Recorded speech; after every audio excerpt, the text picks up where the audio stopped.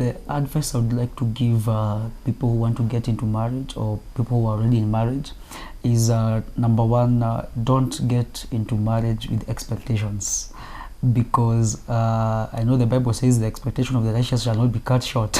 But when you get into marriage with so many expectations, remember, this is somebody I've never lived with. This is somebody who for 20-something years they have been doing things the way they know how. So if you get into marriage with so many expectations, they might not be met. So I think when you get into marriage, just put every expectation down, then start building, start looking at what can work for the both of you. I think that is one of the advices that I would give people who want to get into marriage. Number two, I think is have somebody who is really your friend. You know, most of the people jump into marriage, forget this part of friendship.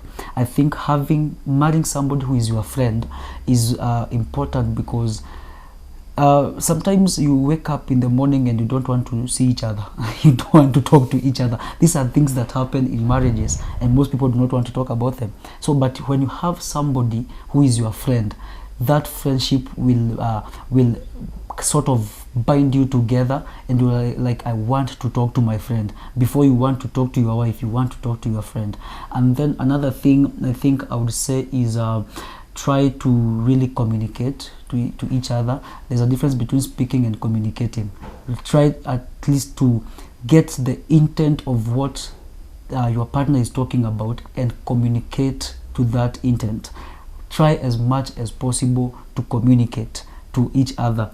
And I keep telling guys, don't really rely on phone conversations. Try to have real conversations, face to face, looking at each other.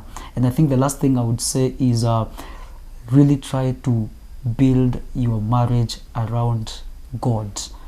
Because, you know, the Bible says, for us who are Christians, the Bible says that it is God who saw it was not good for man to be alone. So the idea of marriage initially was the idea of God. So if you build your marriage outside God, it really might not go far, because the idea of marriage was God's idea. I think those are the advices I would give somebody who's getting to marriage.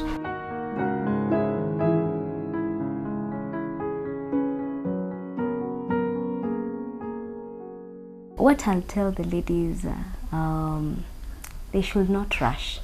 Wait until you feel you're ready for marriage. If you rush, you're not sure what you're going to encounter in marriage. Whatever comes, how will you handle it, and you are not ready? So wait until you feel, now I think I am ready for marriage, so that whoever will come and is serious, you will not start beating around the bush, wasting their time, yet you thought you were ready. Another thing maybe I will say is that marriage works.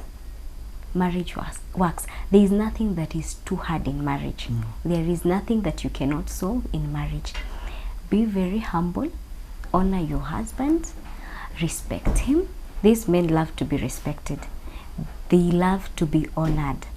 You see, it doesn't mean that when he tells you something, he's commanding you. He is the head. We cannot be two heads in the same house.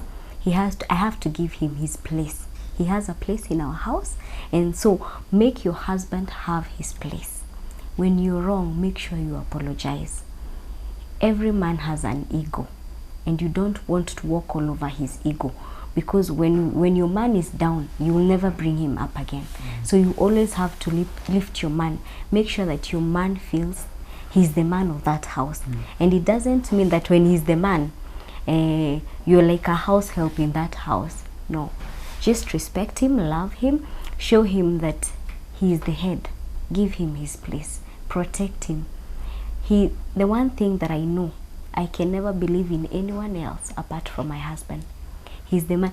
No matter how much you scream to my ear, this is the man I believe, because he's the one I trust more. So when you come to tell me anything, I believe in my husband. I will wait upon what he will say. That is what I will buy. He is for me. He will never say something that is against me. So believe in your man. Men have visions. Push his vision. And when his vision is pushed and is up there, all of you will feel safe under him. He's the one to protect your family. So make him a better man. Make him a man that a society can accept. Make him a man that a society will see this is a man. Yeah.